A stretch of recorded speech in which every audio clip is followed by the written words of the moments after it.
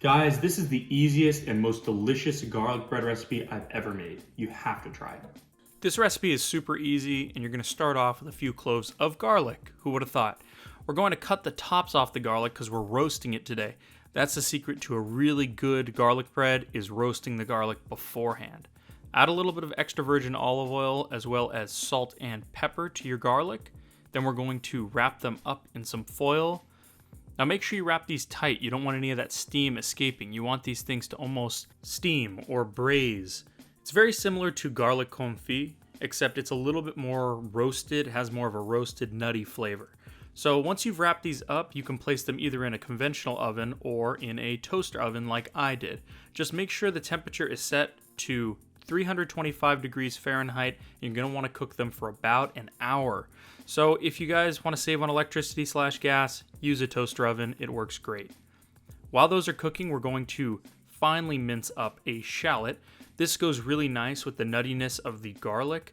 It adds a great sharpness or pungency to the garlic bread, so I highly recommend you use shallot. You can also use red onion, just make sure you mince it nice and fine. Once that's done, you're ready to grate your cheese. I'm using Monterey Jack today, but any white cheese would work. You want it to be a mild cheese, so mozzarella would work, pepper jack would work, but you want to stay away from things like sharp cheddar because it will overpower the nuttiness of the garlic. You have to remember that's the star of the show.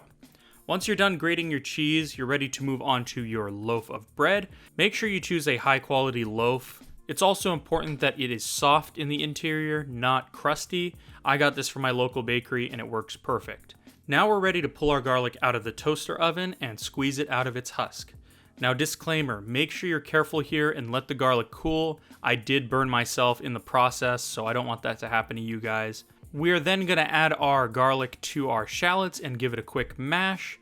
Make sure to get that well incorporated before adding a whole stick. Yes, you heard that right, a whole stick of salted butter. Mash that up until it's nice and combined. It should be like a paste. Kind of looks like bananas, not that appetizing, but I can assure you it's going to be fantastic. So once your shallot, garlic, and butter mixture is complete, we are ready to spread it on our bread.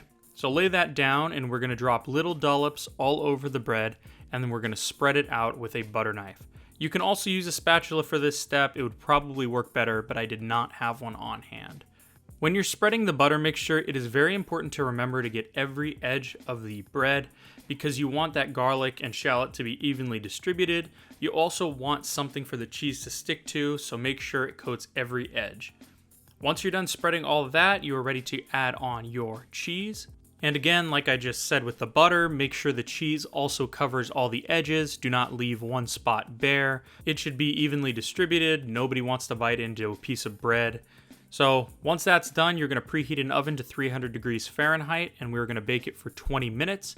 Then we are going to crank the heat up to 500 on broil and finish it off for 5 minutes. Now it's very important that you watch this. Do not let it burn. It can burn very quick.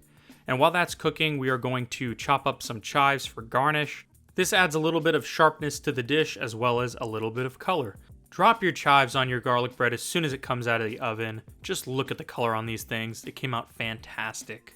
Cut them up into strips or whatever shape you'd like. I prefer this because it's bite size. They hold together perfectly, but you could do whatever you'd like.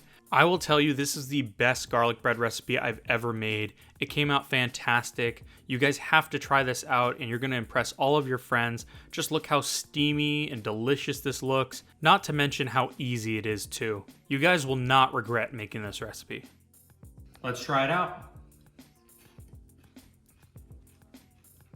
That is the best garlic bread I've ever had. So delicious, creamy. That roasted garlic is so smooth and silky. God, guys, you have to try this. I'm not even kidding. This is one of the best recipes I've made on this channel. Make sure to subscribe if you want more recipes like this one. And don't forget to like and comment as well. Leave your suggestions down there. And I hope you guys try it out. Peace.